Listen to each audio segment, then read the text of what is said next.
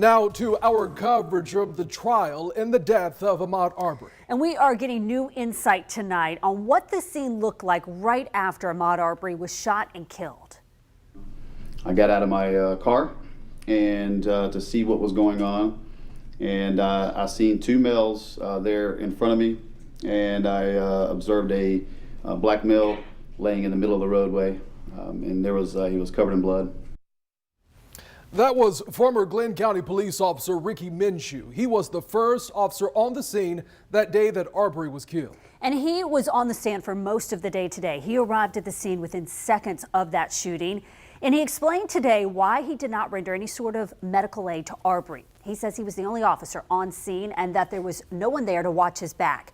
He also did not have any medical gear, he said, beyond a first aid kit. Now, court just wrapped up a few minutes ago, so here are three main takeaways from court today.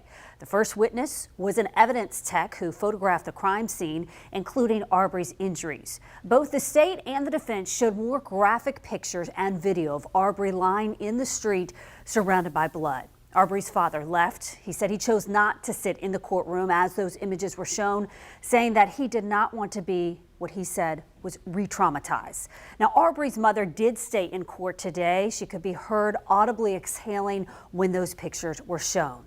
And those photographs also making some jurors uncomfortable. On your sides, Kaylee Tracy joins us tonight from Brunswick, where she's been covering this trial for the past 3 weeks. And Kaylee, you asked Arbery's mother about her thoughts on Officer Minshew's testimony. Anthony and Heather, she tells me that she didn't think his testimony made sense, and she said specifically she was wondering why he didn't help her son when he first got to the scene. Minshew testified that he had heard what he described as a death rattle coming from Arbery, but he said he recognizes someone's last breaths when he got to the scene. When prosecutors asked Minshew again why he didn't give CPR, he again told them he was the only officer there and he didn't know the circumstances about what had occurred. And he said he didn't have anyone to watch his back while he gave medical attention to Arbery. Minshew also said he didn't have the proper medical equipment in his patrol car, but did call for EMTs to respond to the scene. Cooper Jones, that's Arbery's mother, was overheard in court saying, quote, he didn't even go over to help.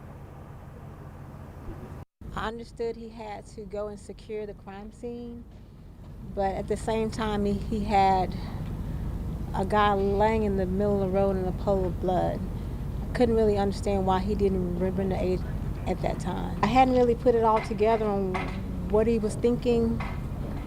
It really don't make a lot of sense at this time. Coming up at 6, I'll tell you what the McMichaels said and did after the shooting. Their defense attorneys say, at least, that shows remorse. That's tonight at 6. For now, reporting live in Brunswick, Kaylee Tracy, First Coast News, on your side.